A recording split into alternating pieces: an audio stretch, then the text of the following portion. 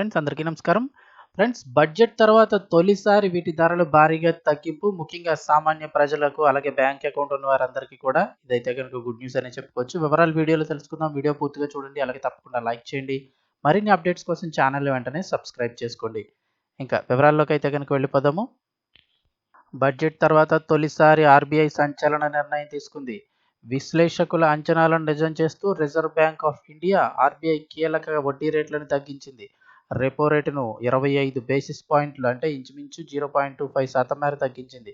ఈ మేరకు ద్రవ్య పరపతి విధాన కమిటీ నిర్ణయాలను reserve bank governor Sanjay Malhotra వెల్లడించారు. ఆర్బీఐ గవర్నర్గా బాధ్యతలు చేపట్టిన తొలి సమావేశంలోనే వడ్డీ రేట్లను తగ్గించడం గమనార్హం అంటున్నారు. నిజాన్ని చూస్తే గడిచిన 5 ఏళ్ల కాలంలో తొలిసారి రెపో రేటును తగ్గించింది ఆర్బీఐ. దీంతో రెపో రేటు 6.25% దిగొచ్చింది. రెపో రేటును 25 బేస్ పాయింట్లు తగ్గించిన క్రమంలో ప్రస్తుతం ఉన్న రేటు 6.050% నుంచి 6.25% దిగొచ్చింది. అలాగే 2 ఏళ్ల తర్వాత వడ్డీ రేట్లను సవరించడం ఇదే తొలిసారి కావడం కూడా విశేషం. మే 2023 నుంచి కీలక పాలసీ రేట్లను రిజర్వ్ బ్యాంక్ యథాతథంగా కొనసాగిస్తూ వస్తోంది. అలాగే 5 ఏళ్ల తర్వాత రెపో రేటును తగ్గించింది. కీలక పాలసీ రేటు తగ్గడంతో వివిధ రుణాలపై వడ్డీ రేట్లు తగ్గే అవకాశం ఉంది.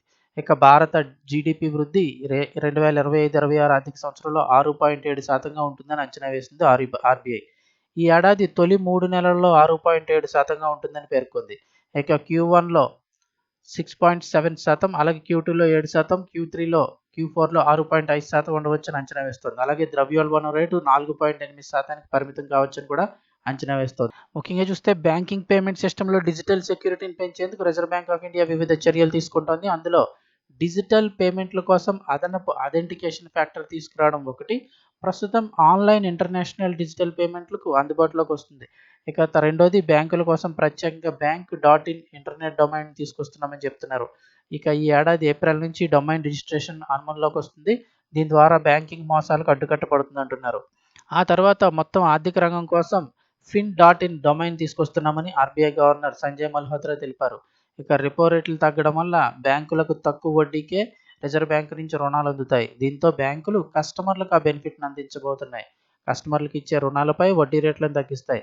ముఖ్యంగా పర్సనల్ లోన్స్, గృహ రుణాలు, వెహికల్ లోన్స్ వంటి వాటిపై వడ్డీ రేట్లు తగ్గనున్నాయి. దీంతో నెలవారీ ఈఎంఐలు కూడా తగ్గిపోతాయి.